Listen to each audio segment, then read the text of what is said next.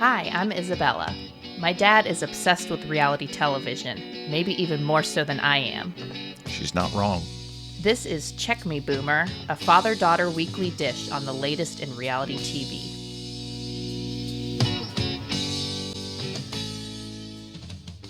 Hi, Isabella. Hi, Dad. How are you? Doing well. Happy Sunday. Likewise, today is July 26th. By the time this is released, it will be July 27th, and this is episode 8 of Check Me Boomer. What do you have on the agenda for today? Lots on the agenda today. Of course, you know we have wrapped up Love Island USA, but I do have a little bit of news regarding that and some breakups in Bravo that I just want to mention. And then, of course, lots on Love Island UK and our regularly scheduled Bravo shows. And then I have one thing to say about Big Brother. We're going to have a little check-in with Big Brother. Okay. So anything you want to add, or you're just going to be along for the ride?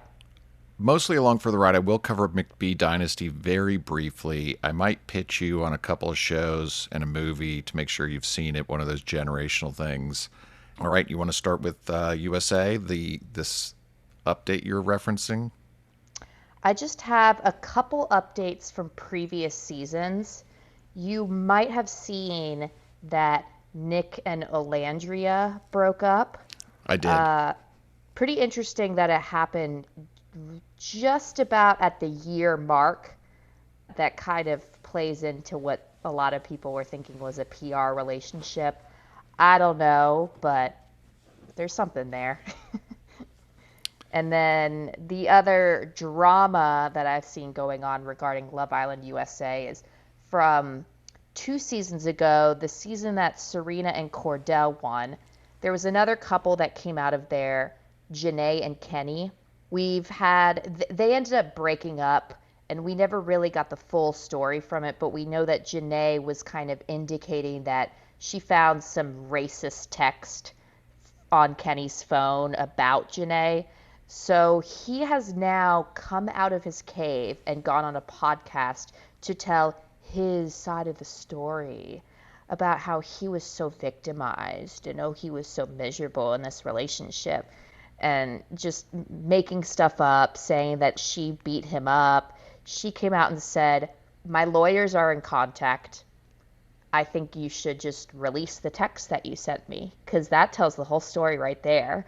And so Kordell actually came out in support of JaNa, and I think some other people have mentioned it too. It's just, this guy is a big loser, and he's clearly trying to make some last-minute cash on the situation, but it's so embarrassing for him. So that's what's going on in the Love Island USA world right now. The previous season, Bryce and Trinity are doing some interviews and stuff, but nothing really of note there. Okay. And then I did want to mention some Bravo breakups we saw this week as well. Angie K and Sean, and Whitney Rose and Justin Rose. She was on our game last week. They have, both of these couples from Salt Lake City, Rehearsal C, they are now split up. Announced within a week of each other. So I don't know what's going on there. Angie K, I think, is a little bit more surprising. Whitney and Justin, we probably could have seen coming, but still. Well, keep us posted if you hear anything more about the circumstances behind their breakups. Yeah, will do. I will keep my eyes open, but I'm sure it will also play out on the next season as well. Okay. So looking forward to that. Okay, do you want to get into Love Island UK? I got a lot to say there. So Okay. Yes, let me start by saying that, notwithstanding that you were forecasting that I would be disappointed because it would be getting too lovey-dovey because it's close to the end, it would be so lame like Love Island USA became, I am pleasantly surprised at the amount of drama that they had this week, and maybe because it's got longer to go than I'm anticipating, but it's been pretty good. Yeah, I would agree. I think they're definitely trying to do some things to ramp up the drama, and it's working. We had the Grafties this week. We also just saw on today's episode Maya Jama's new podcast game, I guess, where they have each couple come on and answer questions as if they were doing a podcast on the outside. So both of these things brought in a lot of drama. there was also just a lot going on with Priya and Aiden and Yulia versus Priya, and we've got some couples in love. So I'll just start by saying, on top of Angie and Simba from last week, we now have Kevin and Jasmine, Yaz and Tommy, and Mika and Samraj. All have told each other they're in love with each other. So that's nice, but let's get into the drama. Yes, and when you get to them, I have comments mainly about Priya, Yulia, really just about those two. Yeah, well, I have a lot to say about all of those. The week started kind of coming off the back of the previous game, which at this point I don't even really remember what it was, but Aiden's apologizing to Jasmine and Kevin for selecting them for something bad. But we quickly go into the Grafties. If you've never watched UK before, it's a little bit similar to movie night in that they show clips, but instead of it just being clips, it's like kind of an award show. So I'll just run through who won what and then kind of what came from the Grafties. So Aiden won a lot. He won flirtiest conversation, biggest plot twist, and raunchiest moment. Real quick, for the listeners who aren't familiar with the show, winning in this Grafties night is not necessarily a good thing. That's a good point. That's a good point to point out. It's kind of they're calling people out. So they're winning awards, but it's not really awards you want to be winning. Right. A lot of them are still taking it well. Like I think Simba was kind of laughing over he won most dramatic performance. I thought that one was funny. And then Lorenzo won most emotional performance. They were funny. They're all saying The Rock is gone now. That's a reference to week 1. And then the most interesting award to me was the Keep My Name Out of Your Mouth award. And this award showed clips from After Sun of dumped Islanders talking. Right. So that award was won by Charlene, but accepted by Mika because Charlene is talking about how Mika is like not a girl's girl. I don't know. I don't even remember what the quote was, but Charlene was talking some smack about Mika. She took it well too. We had a couple things exposed on the Grafties. We saw the Priya and Aiden final conversation about wanting to be in the final.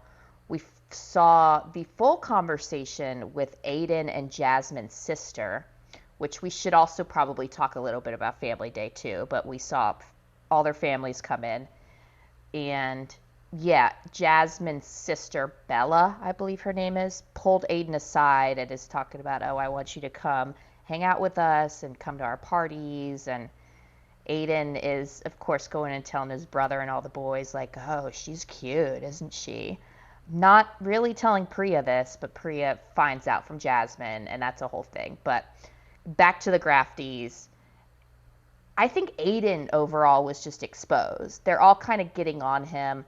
Someone, I don't remember who it was, says, you're Aiden Murphy, you're not going to change. Poor Priya, I just feel bad for her this entire time, as well as the entire season. Well, let me jump in there because I don't feel bad for Priya at all. I'm sick of her. She's constantly saying, I don't care anymore. I can't be arsed. I'm just going to move on. Except she says it over and over and over again. So it's pretty clear she is bothered and she won't stop talking about it. She's constantly going to her friends to reinforce her own problems and what's in her mind. And then they all get together and gang up on Yulia. I am still team Yulia. I'm sorry. I know that you're irritated. Okay, this is where we're going to disagree, I think.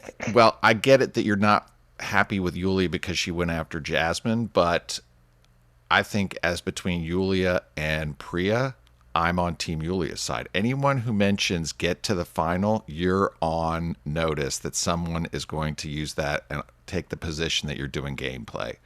And I also think that Priya saying, I'm just in here to find a relationship and I'm just going to stick with what's true. But having been told by Aiden, and maybe I'm stealing some of what you're going to cover here, he said, I'm not really too deep into it. I'm not emotionally invested. And her saying, well, I'm still going to see how things go. They're only 2 weeks. Like, you're only staying in this Less for a than game. that, I think.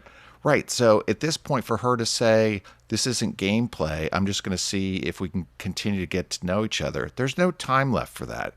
wait, just leave the show and get to know him on the outside if that's really what you want to do. So she keeps saying that she's not in it for gameplay, even when others call her out on it. And it's not just Yulia that calls her out. Later in today's episode, I think Simba and Angelista call her out as well. And that didn't go over well. But she's also a bit of a hypocrite, saying that it's just being hurtful when someone gives her an opinion, namely Yulia, and she doesn't like being hurt, and it's hurting others. I don't understand that at all. I don't think anyone is hurt by the opinion that Yulia is sharing. But then in today's game where they Yulia see, is just nasty. I'm sorry. I just had to jump. Yulia's just being like it's just not necessary, the things she's saying. But go on. Sorry. and this is my point. Priya says you should, basically she says you should just keep those opinions to yourself because they're hurtful. And every time Yulia says, okay, well then stop coming to me and asking me about them, because every time you ask me about them, I will repeat them. And in today's game, they got mad when Tommy said something about the Priya and Aiden couple in one of the choices that they made. And they said, well, that's not fair. Tommy, you've never said that to me. Okay, Priya, you can't have it both ways. If you're mad because someone gives you an opinion you don't like and you would wish that they would keep the opinions to themselves, fine. But then don't call out Tommy and say, well, you've never said that to my face. That's an opinion and it was a negative opinion. Then you can't blame him for not saying anything. He was probably smart in saying, well, look, if Yulia says something, then I'm going to keep it to myself. So I'm sick of her. Just, if you're really not bothered by it, then keep your mouth shut. I am not like the ultimate Priya defender, but I just have to put myself in her shoes. Every single time she thinks that a guy likes her, he doesn't. Like he backtracks. It's not just Yulia that has kind of come for Priya a little bit, how you did mention. I mean, like you said, I think Tommy did, and she's definitely been talked about regarding the gameplay before. So the gameplay thing is not where I have issue with. I think that Yulia had every right to mention that part of it because that was brought up at the Grafties. What I have issue with is, and to be clear, I think Yulia is great for the show. I just, in real life, I would not be friends with that girl. Like, not even a little bit. I thought Priya had a good quote at one point telling her off in the dressing room. She said, you say you're giving all of your opinions. I have opinions too. I just don't want to hurt you. So I'm going to keep them to myself.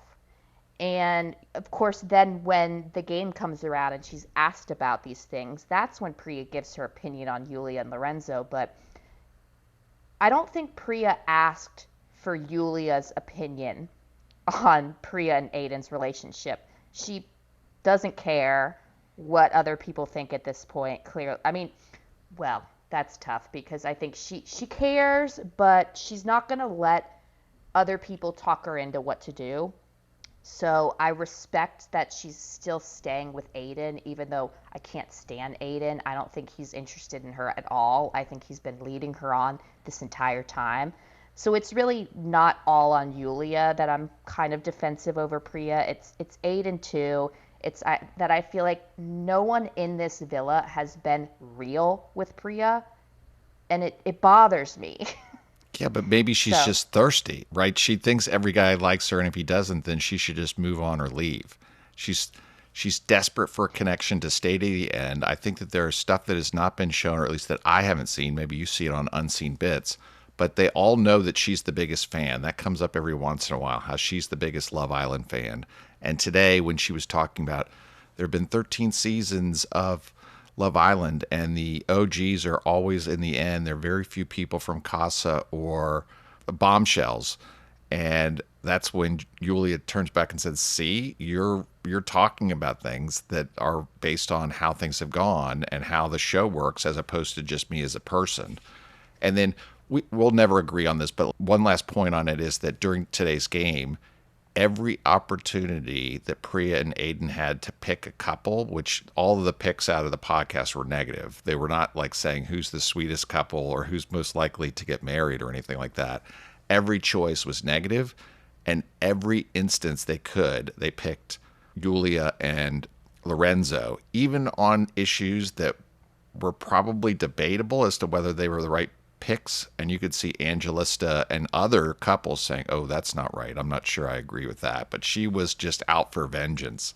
So she's not beneath acting catty too. She does it. She just is better at pretending or saying things to make it sound like she's not, but she's catty.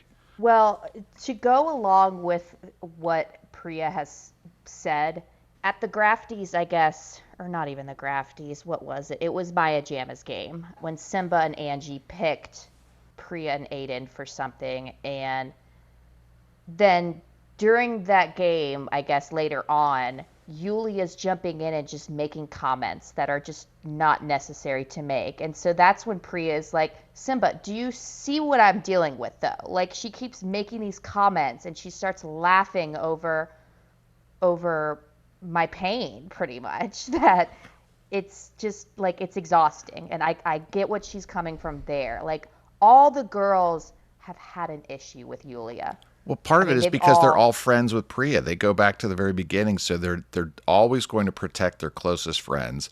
And the one part where I didn't quite understand that they didn't get more support when one of the awards they not only pick among the couples, but then they say, okay, what did the public say?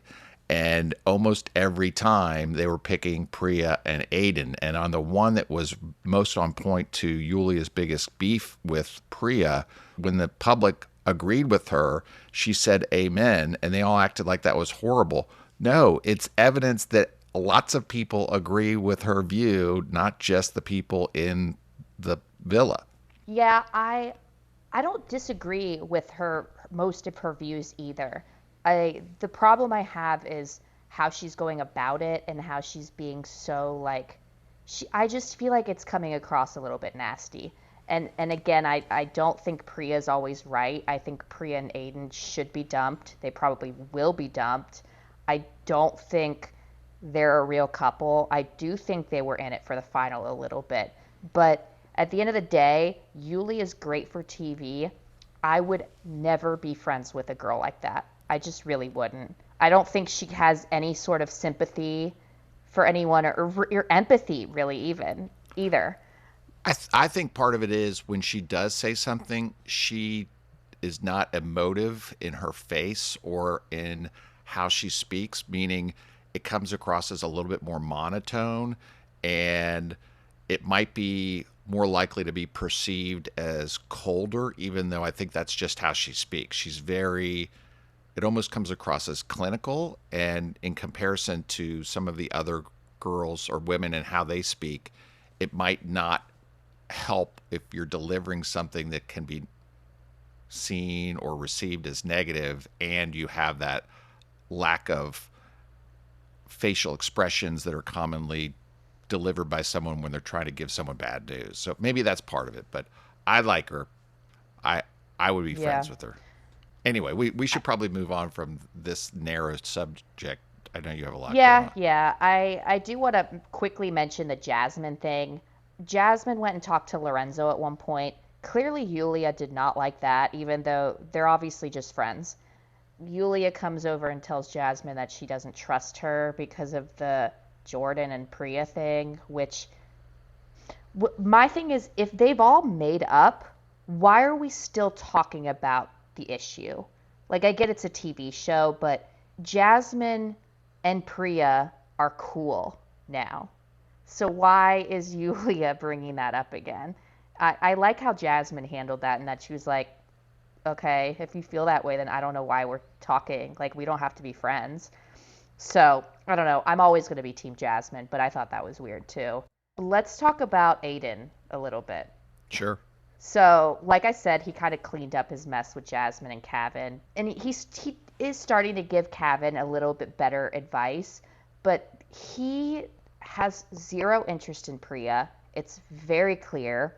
The first single girl that Aiden comes across is Jasmine's sister, and he's immediately flirting with her, and he's going and telling the boys. I think I already mentioned this, but point is he's going back and forth with Priya. Like he's going on this date with Priya and telling her like, "Oh, cheers to potentially finding love."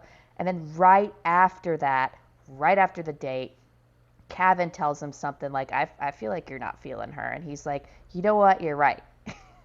He goes and tells Priya that he's not really feeling her. And then after the Grafties, he goes and says, never mind. I don't feel deeply, but I still really want to get to know you. So he's just, oh my gosh, he's just the worst. He's pissing me off to no end. He's never fully honest. Like, he wasn't honest about what he told Jasmine's sister. He wasn't even honest about what he told Alicia. So he's the worst. He sucks. That's all I have to say. And at one point he said, I have always been open and honest with how I'm feeling. Okay, let's put aside for a second that that's not fully accurate, but take it at face value. Even if that's true, the problem is he changes how he feels by day or even more frequently. So he might have been honest and said, okay, here's to finding love, and then changed his mind after meeting her family and going on the date. Well, the problem is you shouldn't be changing your mind that quickly. Then the fact that you're honest about it doesn't excuse the fact that you're a roller coaster of how you feel, which obviously impacts Priya and others he's tried to connect with on the show. One more quick thing about Priya that's not about Yulia. During the Grafties, Priya and Samraj had another little tiff because they brought up their clip where Samraj calls Priya embarrassing, and then Priya kind of claps back and says, well, F off. And they're kind of, the whole villa is kind of laughing over this clip because they made up, but then Samraj's like, oh, I don't know why you guys are laughing. Like, it's so rude. Dude, you called her embarrassing. She had every right to clap back at you. And no, it wasn't right what she said, but you caused that. Well, That he made a point, I'm not sure it's accurate, but he said that he said she was embarrassing after she called him pathetic. I can't remember if that order is correct, but she got all mad. Like, the use of the word embarrassing is the worst thing you could say to someone, and it justifies being told to F off. But so I kind of get his point that if she didn't like the word embarrassing, she could have chosen something short of saying F off. And embarrassing is a little bit more equivalent to pathetic, but this is also stupid. You're right. He should have just laughed it off and moved on. yeah. And then she could have also just said, we already talked about this. Let's move on. But then they both doubled down, and they had no problem revisiting that whole issue. Samraj, I mean, I do go back and forth with him. I liked how at the family day he pulled Priya's mom aside and apologized to her. I do think that the hate for those two is forced. Like, I do see them. I think they're cute together. I think the Mika hate especially is forced. I know she's had a couple situations with Priya and with the Simba thing, but I think those girls love Mika. So if all the girls love Mika, she can't be that bad. Right. Like, I think Right. that's forced. Oh, we didn't mention the most pointless recoupling to ever happen, which was right after Family Day. Speaking of Family Day, Ethan and Priya being coupled up on Family Day and having both their families coming together and talk. And I mean, his family kind of giving Priya the business, so awkward. And then, of course, Ethan was dumped right after that because they did a recoupling. But like, duh, just let him leave with his family at that point. Like, Right. it That was was awkward. so awkward. Simba is gonna get my Unseen Bits MVP because if anyone else watches Unseen Bits, he had this nightmare he just woke up out of his sleep and went, ah! It was just funny. Um, and then I guess next week we're going to see the results of the public voting. So we currently have 3 couples vulnerable for being voted least compatible by the Islanders. We have Priya and Aiden, Yulia and Lorenzo, and Mika and Samraj all vulnerable. I'm going to go ahead and say Priya and Aiden are going to get dumped here. Agree? Probably. Except that Mika and Samraj have both been in the bottom a couple times, so who knows how that's going to end up. They have, but based on how the public were voting in the podcast game, I do think it's going to be Priya and Aiden. By the time this What is episode is released, that we will know the results because it's going to be on that's tomorrow's show. yeah, that's probably true. So, Okay. all right. Any last words there? Should we move on? Nope. I'm ready to move on. You want me to cover McBee Dynasty real quick? Sure. Okay. I'm repeating my view. This show is just so bad. But again, I am watching it, so it's more of a reflection on me. The two characters that are the worst are both named Steven. One is the patriarch, Steven Sr., who you don't ever see except from behind because he's off the show for this season and getting ready to go into prison, which they did show in the most recent episode. But the son, wow, he is just so immature. One of his sister-in-laws, well, I guess they're not sister-in-laws because his brother hasn't married her yet, even though they have a kid or she's pregnant. But he is immediately trying to force equity of some subline that they're selling tallow for facial cream, and one of the girlfriends has been running the show, and so Steven has this brilliant idea to give 20% equity in that company to his new girlfriend of a couple weeks because she's an influencer and has 250,000 followers. And the other woman, I think her name is Casey, points out, well, Steven has more followers than her. McBee Farms has almost as many, and among the family members, they all have, if you add them together, they have 4 times as many followers. But he's just stuck on this. And then, due to a spoiler from Watch What Happens Live, we all know that he's already broken up, or she's broken up with him. They are not together, even though the season is not over. And it's just so bad. And he just has no accountability. Hey, if she's worth all this, then pay her salary, right? Every time that her influencer code is used, that she gets a piece of the action, as opposed to just give her 20% of the company. It's just so dumb.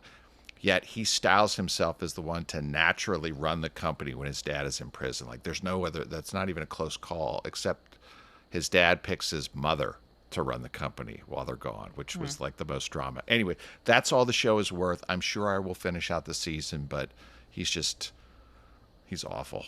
So, I don't watch the show, but I did see that episode of Watch What Happens Live, and something stood out for me for him on there when he was asked what women in the Bravo universe would you date. He picks out Sierra Miller and Mia, I think her last name is Ilario from Southern Hospitality. I'm like, oh, so just the two most beautiful young women on Bravo. Okay, duh. Well, maybe he's trying to expand his horizons and Or try connect with something someone with a new. lot of followers. I'm guessing that Yeah, obviously that's more Sierra has realistic. way more followers than 250,000. But when you talk, at some point I'll look up Mia, but I just can't be bothered right now. I can't be arsed. Yeah, you'd know her when you see her. Oh, She's I the know who really she pretty is. I was one. going to look up to see how many followers she has.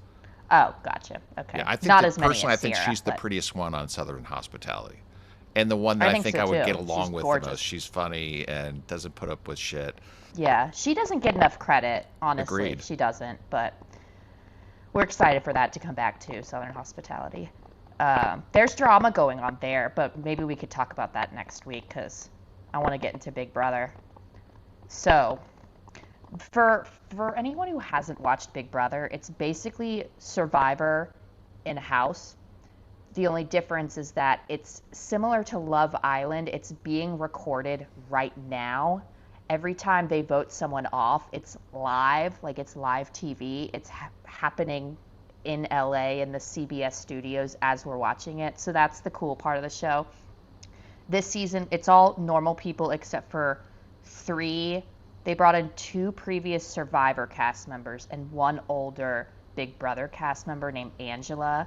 Now, if anyone knows Angela, she's an older woman, probably you and mom's age. She is so funny because she gets so angry and upset and like freaks out. So she's just good for TV. So what happened in this season so far is she kind of becomes friends with this gay man, Jason. He was on RuPaul's Drag Race before. She connects with him because she has a trans son or daughter. I forget which one. So she's like crying to him. He starts crying back to her and saying, "Oh, you remind me of my mom." And then as soon as she leaves the room, he like starts laughing and saying like, "Got her." and he's going and telling people like, oh yeah, I fake cried to Angela. And Angela finds out. So Angela, at the nomination ceremony where everyone is sitting around this round table, she stands up and blasts him for it. She calls him out, tells everybody what he did. So that was great. Other than that, we have a couple that's in love, not even 2 weeks in. They're fake breaking up for the game. We've got grown men crying in confessionals. It's really entertaining right now, and I know that Big Brother lasts a long time, so it might fizzle out a little bit, but right now I'm very much entertained. Interesting. I do not watch. I probably won't add to my list, but appreciate you It's covering a it for tough us. one because it is 3 times a week, so it is a tougher one to get into, but Do they have an equivalent of unseen bits, bloopers, or something?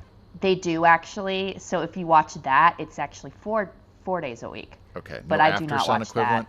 The after sun equivalent, I would say, is during like the episode where the person is evicted because they walk out of the house to a live audience and they're interviewed right there by the host. Right. So the coolest part of the show is that it's all happening right now.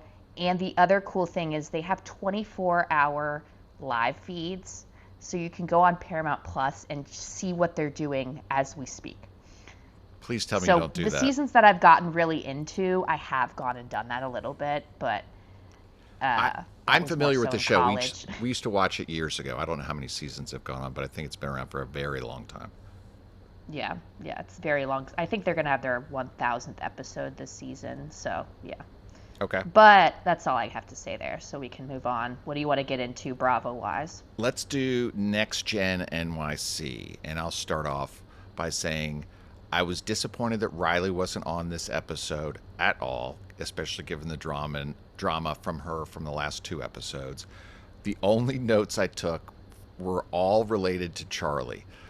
he Yeah, me he's too. he's definitely being set up or is setting himself up as the villain for the show again. But wow, he has the best quotes. First of all, they're all talking about psychics, and he just said psychics are bogus, but he goes out of his way to ask the psychic if he can bang the gong that's hanging in, and he said gongs are cool. And for some reason I found that pretty funny. Then there's an argument that he has with, what's the Mark's kid's name?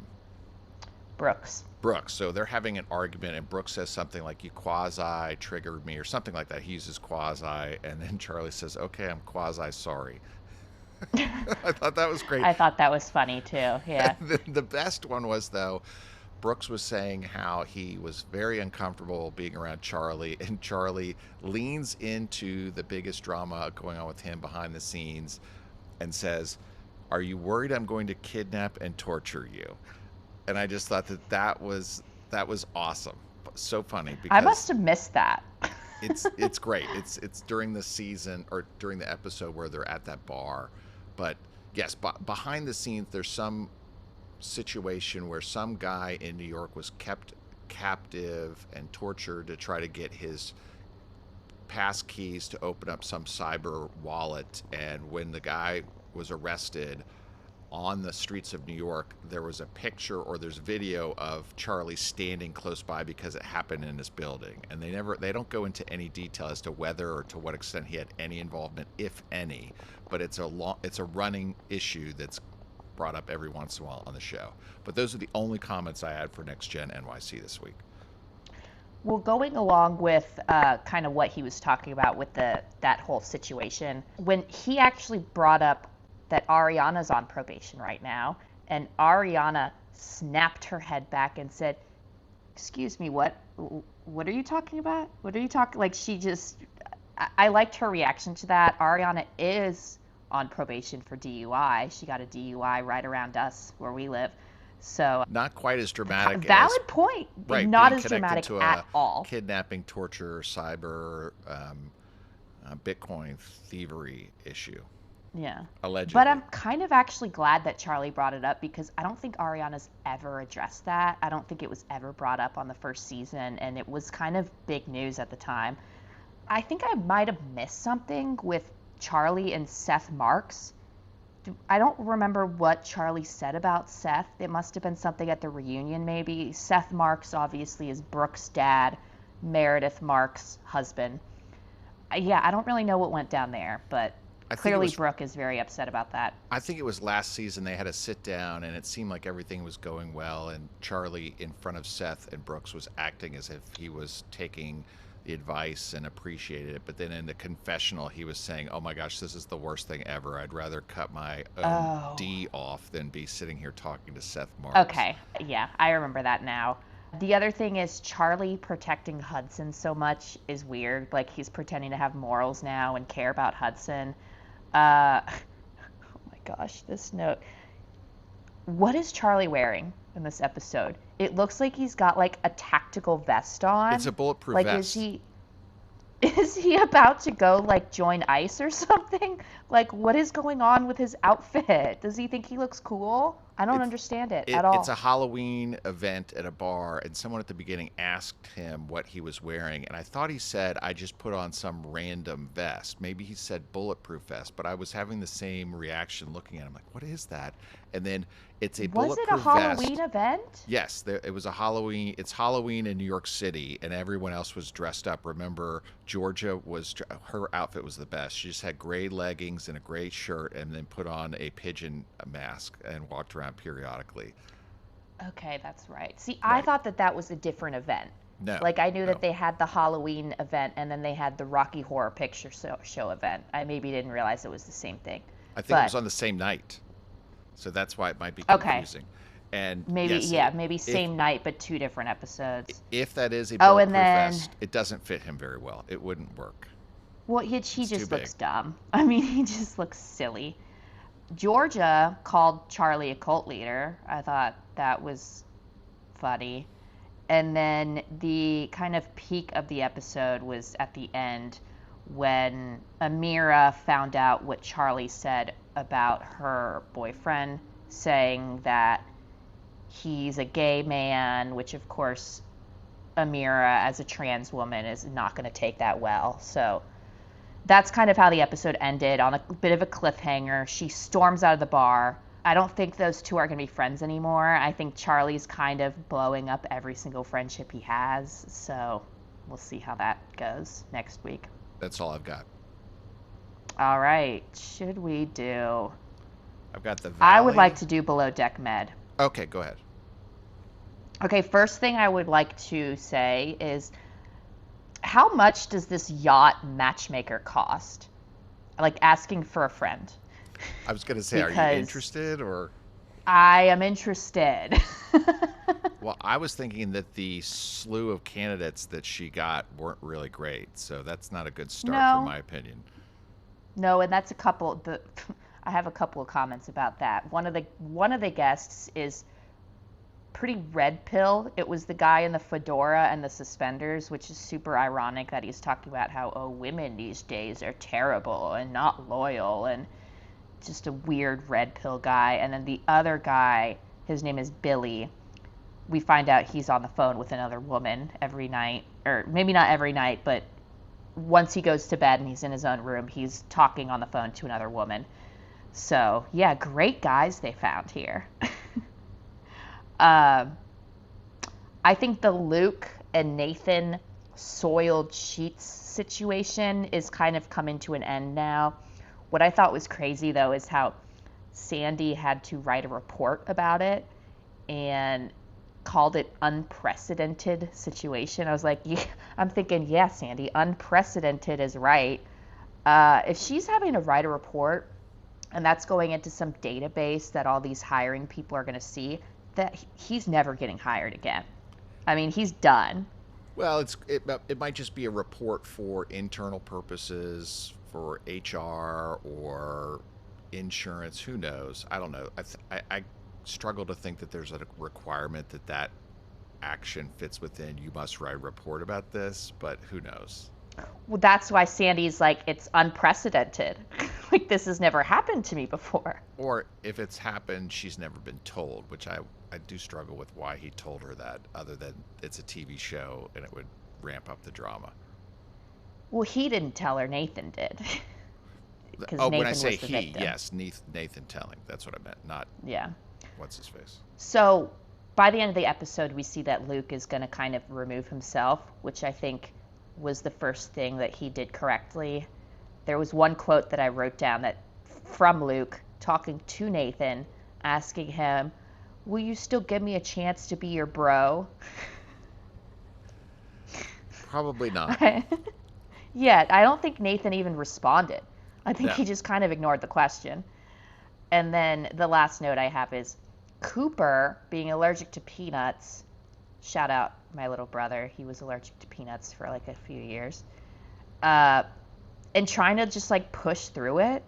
What are you doing? Like, no need to. You can drop the tough guy act when you're having an allergic reaction and your throat is closing up.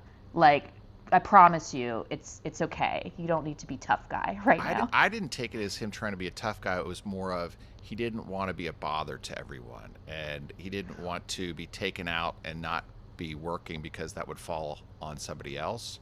And he did say that he's had it happen before and he's been able to work through it. But yes, it's having anaphylactic shock is something that I'm paranoid about, not You don't personally just for me. brush off. Right, right. To the point that when I go out hunting, I for a long time carried an EpiPen even for somebody else because I don't know that I'm allergic to anything, but you might find out at the wrong time that you suddenly are allergic to a bee sting or something.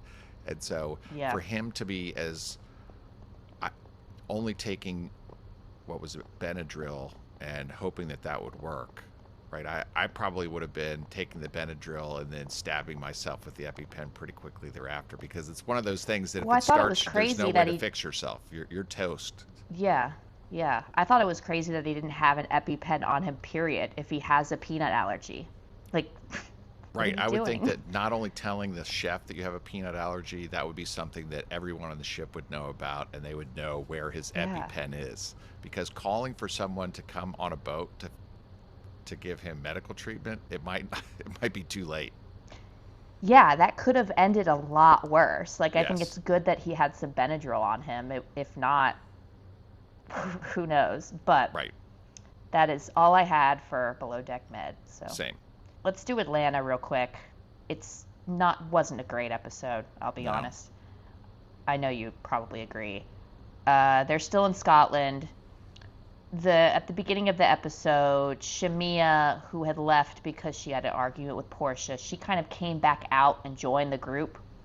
And as soon as she showed up, half of the group, Portia, Drew, and their little crew, they left. Thought that was a little bit petty, but whatever. Shamia telling Cynthia that she still sees PJ, who is Portia's daughter, through Dennis. Just like, ooh, that's a sketchy situation. I don't know how that's gonna go. I'm just But waiting for a reboot of that show. of Atlanta? Yes. I just Oh well, you've I heard my kind of feel views. like I'm they've just been so trying to sick. do mini reboots every season, and it hasn't really. It's not gonna work until they bring back Nene Leakes. I mean, that's just what's gonna happen, or what's gonna have to happen. I had like two other comments. I like to see Portia and Phaedra's friendship, but I think it was Shamia's point. I don't think that they really hang out outside of the TV show. Like this whole frickin' frack thing, I love it for the show. I don't think it's real. Uh, but Portia got Phaedra a gift for her birthday that she has a title, Lady of the Glen, now. So I guess she's gonna join the Countess in the group of Bravo celebrities with royal. Is it royal titles I or think it's a no? made It's up just a thing. title. Well, It probably is. the Just like Countess was real when she was married, is my understanding. But yeah.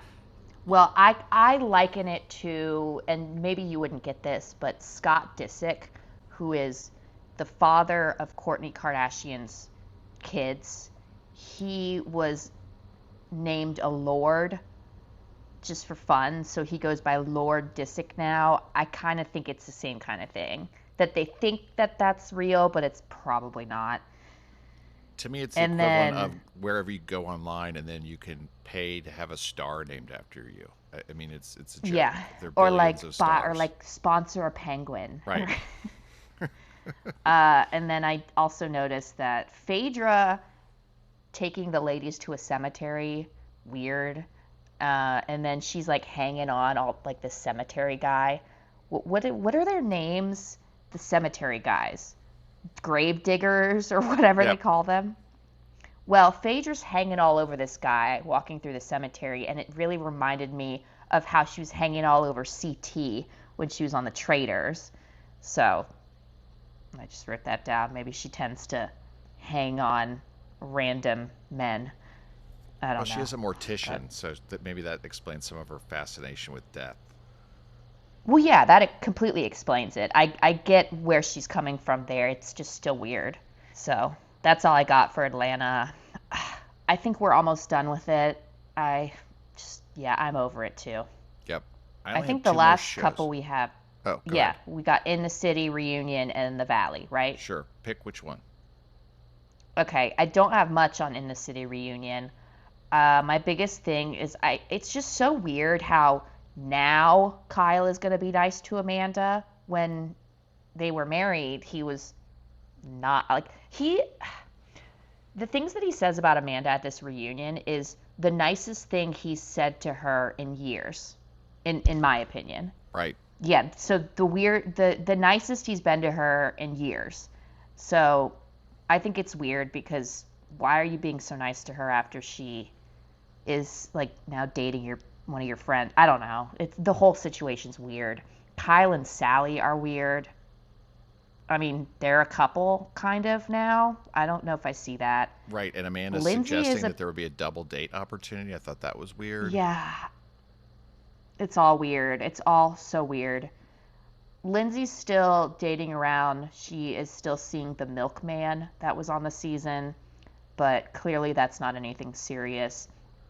Now, the big thing I had for this is during the season, when the single mom thing came up, I was very, very much on the side of Lindsay and Georgina, I think is the, Yes.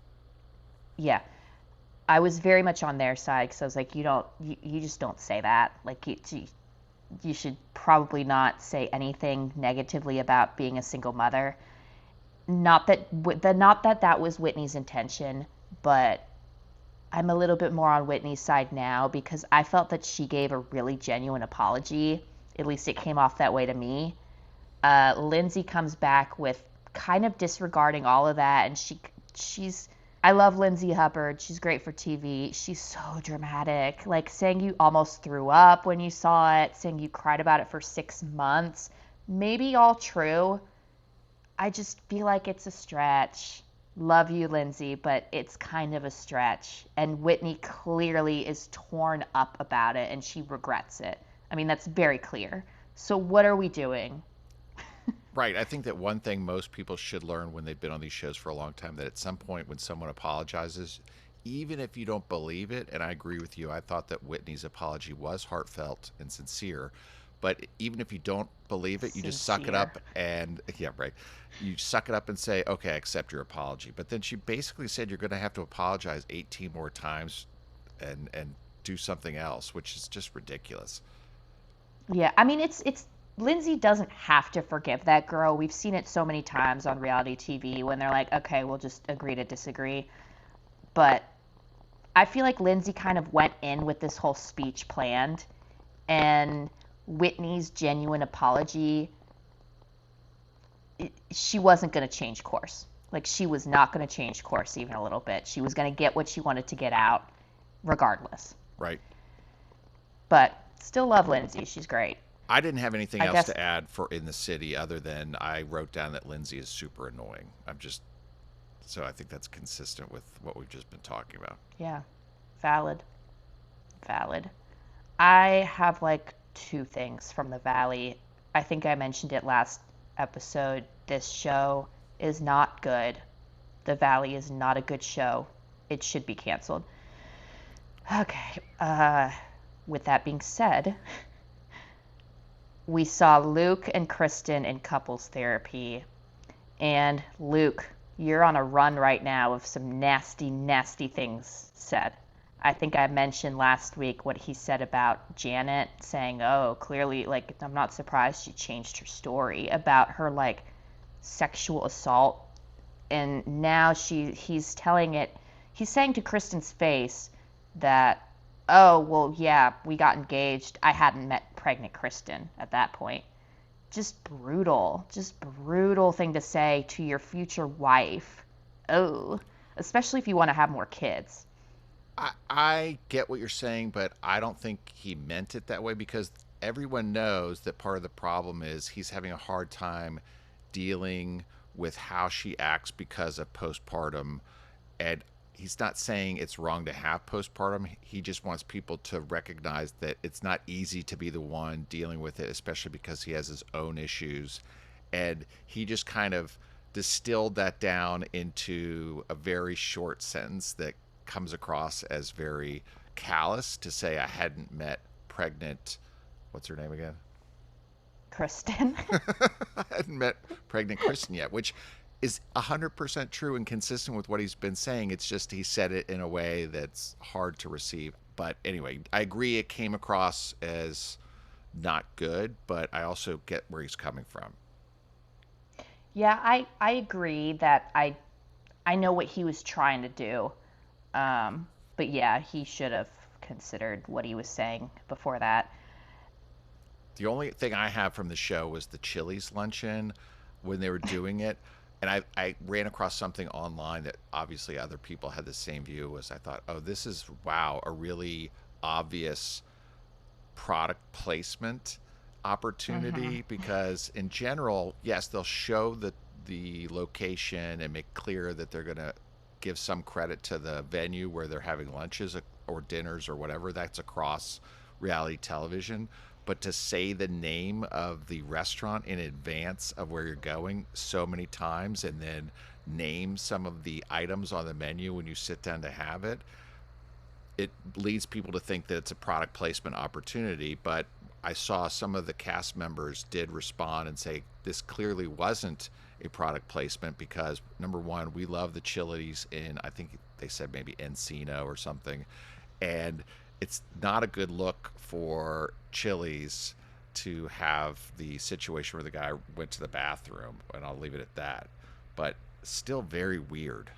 Maybe they meant for it to be a product placement. It just didn't land well because he had a accident in the restroom, which wasn't caused by the food. He hadn't eaten yet, but still not a great look. I kind of forgot what you were talking about with the bathroom thing for a second, but now I'm remembering. I I could see it being either because it was Janet's idea to go to Chili's. If you remember, Janet also brought the whole group to Dave and Buster's for her birthday. Oh, you're right. Now, could you say that that was a sponsorship too? Possibly.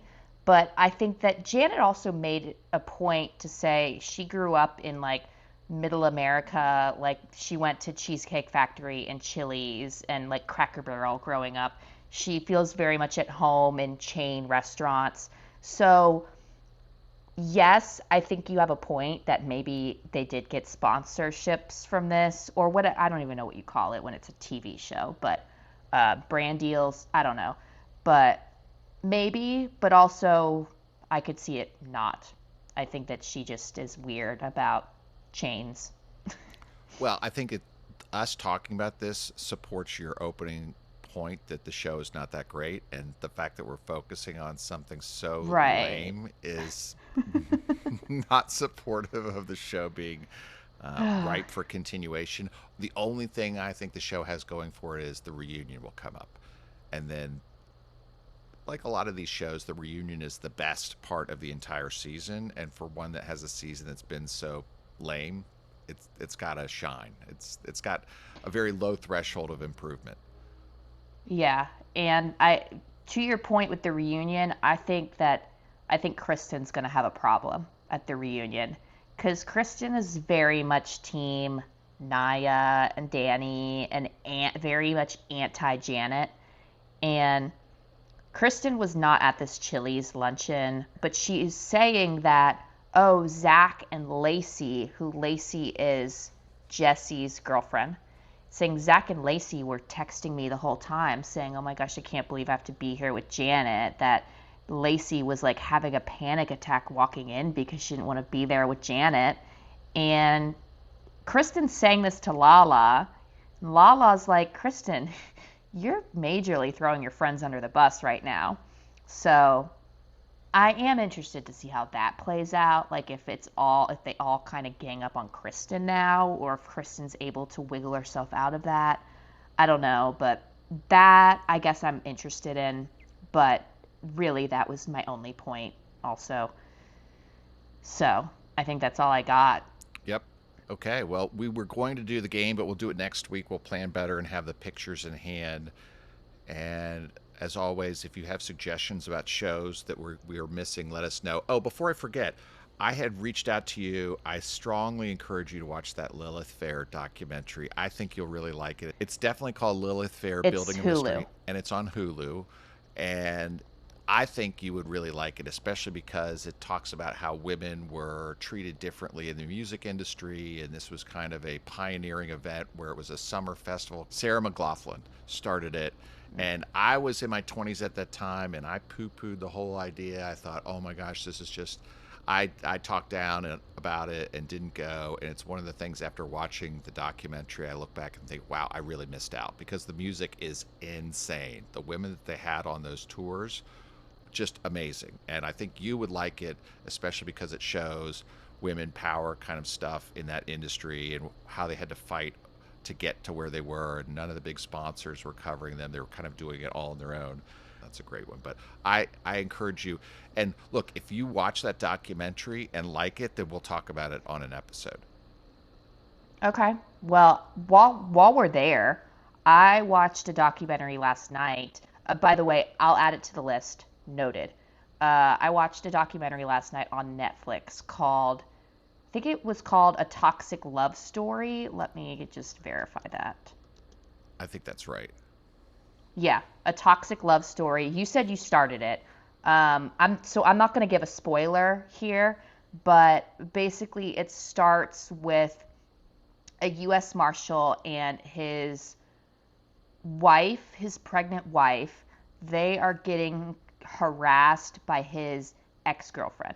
By email only. By email only. So it's an hour and a half, one episode documentary.